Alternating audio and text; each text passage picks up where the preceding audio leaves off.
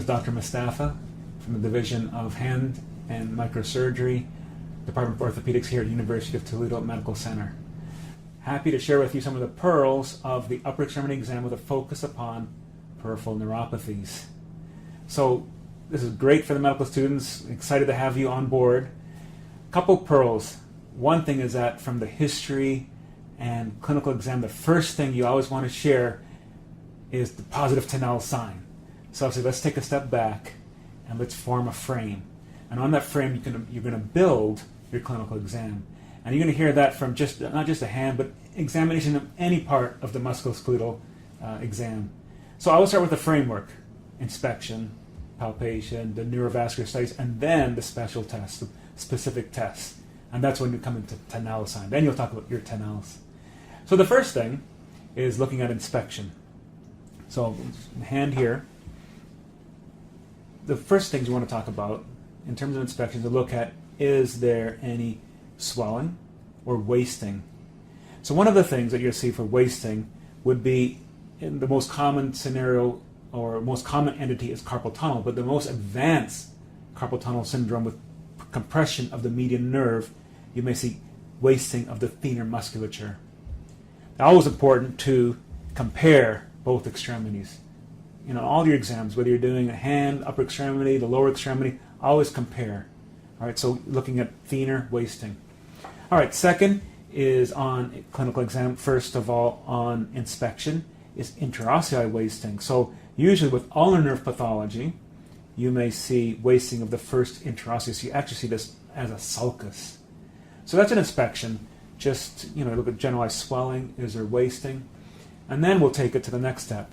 Have the patient go through a range of motion. So make a fist formula there and extend. You don't see any real deficiency. But a special test now to look for median nerve and ulnar nerve. Those are your two major compressive neuropathies in the upper extremity. So, median nerve. You can isolate the median nerve. The recurrent motor branch will innervate the thenar musculature, the thumb abductors, and have the patient hold the thumb upwards off the table there. And with resistance, he has a really good thumb abduction. So that's isolation of the recurrent motor branch. The motor, again, of the ulnar nerve, abduction and adduction. So we'll look in the special tests of when, later on, when we'll see where there's a deficiency or real advanced neuropathies. So let's look at carpal tunnel, the most common compressive neuropathy in the upper extremity. Talked about inspection, talked about range of motion, and some of the motor tests. Sensory. We know that the median nerve is going to innervate now, remember in the digits or in the hand, I always talk about radial and ulnar, because this is your anatomical position, so this is really lateral and medial.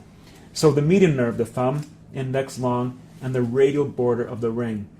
The best thing is to actually take a little bit of tissue paper to look at sensation. And this is actually the best thing to compare. Is that the same or different? And I can ask the patient, and he'll say the same or different. So I'm comparing here the median nerve versus ulnar nerve. If he's deficient of both, I may want to compare the contralateral extremity and ask him, is that the same or different? So this is more consistent rather than my finger. You can use your finger as well, but this is a more consistent test, light touch for median and ulnar nerve. So further on median nerve, we looked at the recurrent motor function, the specific provocative tests. So now here we want to keep jumping that Tinel sign, tapping here. So tap here, but now is that a great test? It's one of the CTS6, one of the 6 criteria for diagnosis of carpal tunnel. However, the sensitivity and specificity is about 50%. So I say it's like flipping a coin. More specific tests would be the phalanx, where you hold the wrist in a flexed position, and if that elicits paresthesia or numbness to the median nerve distribution, that would be considered a positive test. And some people actually do a reverse phalanx, which I do not do, but reverse phalanx is another, again, putting compression to the median nerve. But the most sensitive and specific test is the thumb compression test, also with the name Durkin Durkin's thumb compression test. So you hold that and to see if the patient will, exhibit or complain of numbness or paresthesias to the median nerve distribution. So that's carpal tunnel. We'll look at some of the things that will be in a differential, such as pronator. I mean, since we're there, let's talk about the pronator. Because let's say a lot of times you could have coexistence of different points of compression. So the pronator, then that's where the pronator teres is coming across here and inserting to the radial border. If there's compression of the median nerve across the pronator, that could also elicit numbness and paresthesias to the hand. So again, I like to just apply compression over the median nerve, but there are specific provocative tests that we can have the patient do. So the compression, what we'd have to do is resisted pronation with the elbow flexed, so just resisted pronation, and now his pronator is tensing here, and if he says, I'm getting numb or paresthesias, that will be considered a positive provocative sign for compression of the pronator. Another point of compression within this pronator is the lacertus fibrosus. So with the elbow flexed at 120 degrees resisted flexion, hold your arm there, now the lacertus fibrosus is compressing the median nerve, and if he says, now I'm getting paresthesia or numbness, that would be considered a positive sign. And then resistance of the FDS, so resistance FDS of the long finger, that would also, the FDS, the arch of two heads, will compress the median nerve. So that's that guy. In your differential, never forget, and we'll come to that at the very end, where you can have one of the components or another point of compression is from the cervical. So we will look at Sperling's test and also thoracic outlet at the end. Let's jump to the ulnar nerve.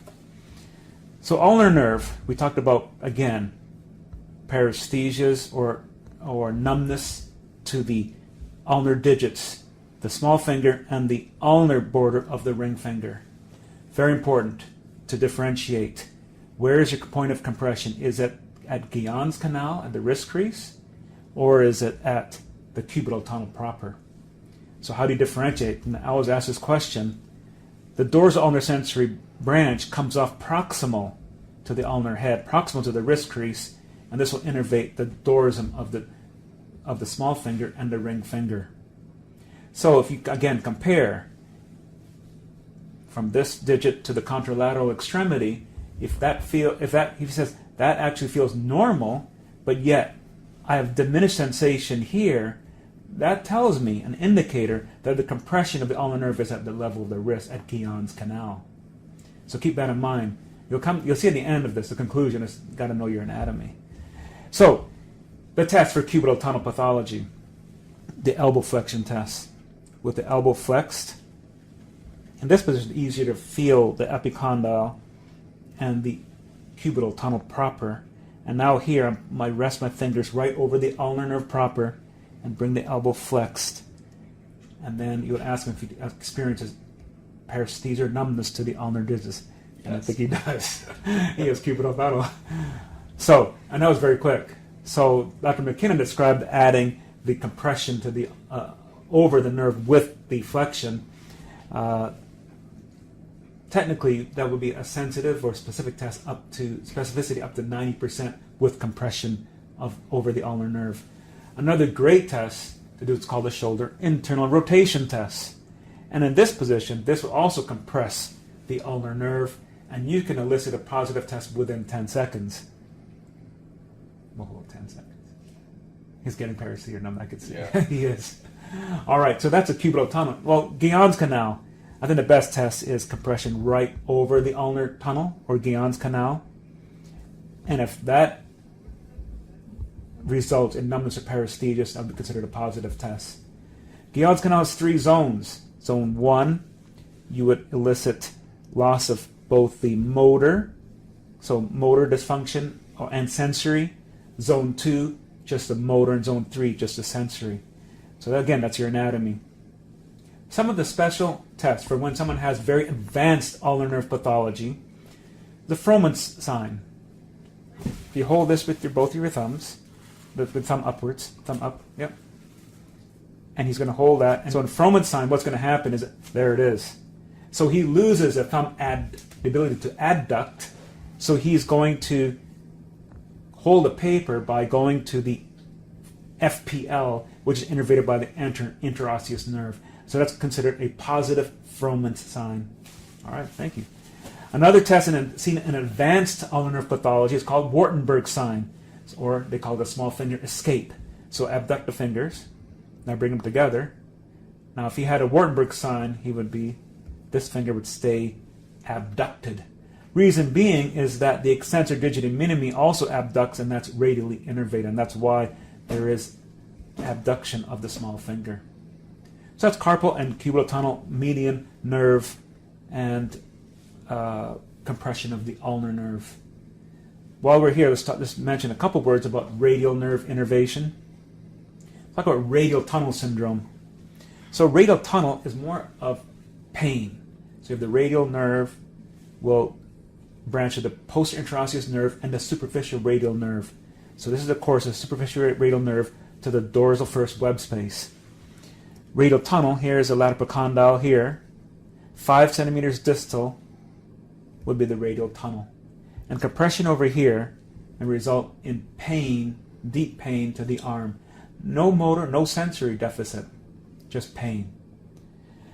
One thing to keep in mind in the upper extremity is that radial tunnel may coexist with lateral epicondylitis, so tenderness right over the lateral epicondyle. Compression of the radial nerve in this region, we see it rarely, but it's called Wartenberg syndrome, which is compression of the superficial radial nerve as it comes across here, coming to the first dorsal web space. And interestingly, with what we call a Finkelstein's test, may elicit pain. And that's seen also in first extensor compartment tendinitis. So you have to differentiate. Usually in the Wartenberg syndrome, which is compression of the superficial radial nerve, you may have some numbness to the first dorsal web space. So lastly, in your differential, never forget about the potential of thoracic outlet syndrome. You may think that's a rare entity, but in fact, it may occur in up to 8% of the population. Usually we're hunched over in our computers, our desk jobs, or in women because of their anatomy. So it's more seen, of course, in women. So in thoracic outlet syndrome, you have the plexus coming through the thoracic outlet here, bordered by the anterior and middle scalene and the first cervical rib. Some patients may complain of these paresthesias or numbness down the extremity. So with pressure, place my digits, my fingers here, my thumb back in the trapezium, I apply pressure in the thoracic outlet. And if that results in some paresthesia or numbness, that we consider a positive test. A second test is the Adson test, and palpating for the radial pulse. I feel a very good bounding pulse. Athlete here. Normal. 44. With the arm in the 30 degrees of abduction and extension, I feel if the pulse diminishes and he's still bounding strong. But if it diminishes or you lose the pulse, that's considered a positive test, a positive Adson test. Lastly is Roux test with the arm in this position, and then you have the patient open and close the digits, and in doing so over a 90-second period, that's a long time, but if he experiences paresthesia or numbness, that would be considered a positive test as well. And lastly, in your differential, because depending on cervical pathology, upper or lower roots of the cervical roots, you may, for example, lower roots experience C8. That's to the small finger in your differential of ulnar nerve pathology. So, Sperling's test, with the arm just to the side here, the head tilted toward the side, extension and compression, and I'll see if that elicits paresthesias or shock-like sensation down the arm. And consider that in your differential. Those are a few of the pearls of the extremity exam of the peripheral neuropathies. Don't start with jumping to the Tenel sign, but it'll come. Wish you a great tour. We'll see you soon. Thank you.